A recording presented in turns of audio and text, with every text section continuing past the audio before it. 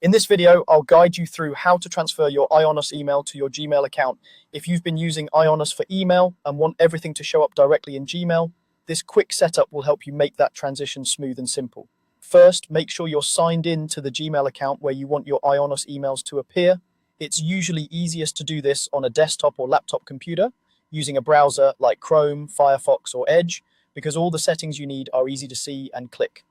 Once you're in your Gmail inbox, look toward the top right corner of the screen. You'll see a small gear icon, which is the settings button. Go ahead and click that gear icon. A panel will open on the right side. In that panel, look for the option that says See All Settings and click it. This will take you to the full settings area where you can control how Gmail handles accounts, filters, and more. At the top of the settings page, you'll see several tabs like General, Labels, and so on. You'll want to click on the tab labeled Accounts and Import.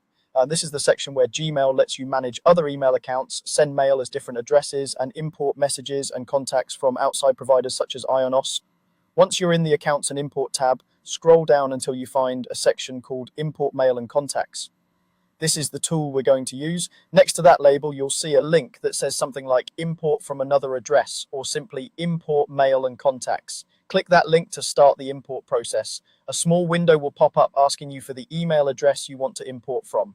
Here, type in your full Ionos email address. Make sure you include everything exactly as it appears, including anything before and after the @ symbol.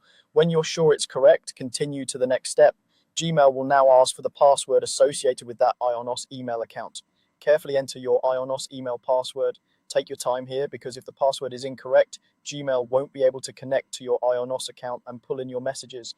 After you enter the password, you may see a few additional options depending on how the import window is set up.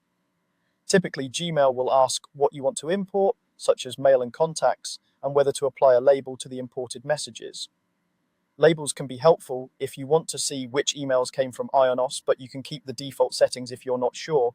When everything looks good, confirm and save your choices. Once you save, Gmail will start connecting to your Ionos account in the background. You don't have to stay on the settings page while this happens.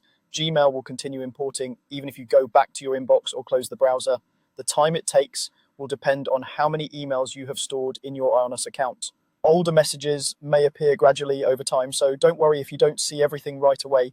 That's all you need to do. You've set up Gmail to import your Ionos mail into your Gmail account, and your messages will begin to show up automatically as the import completes.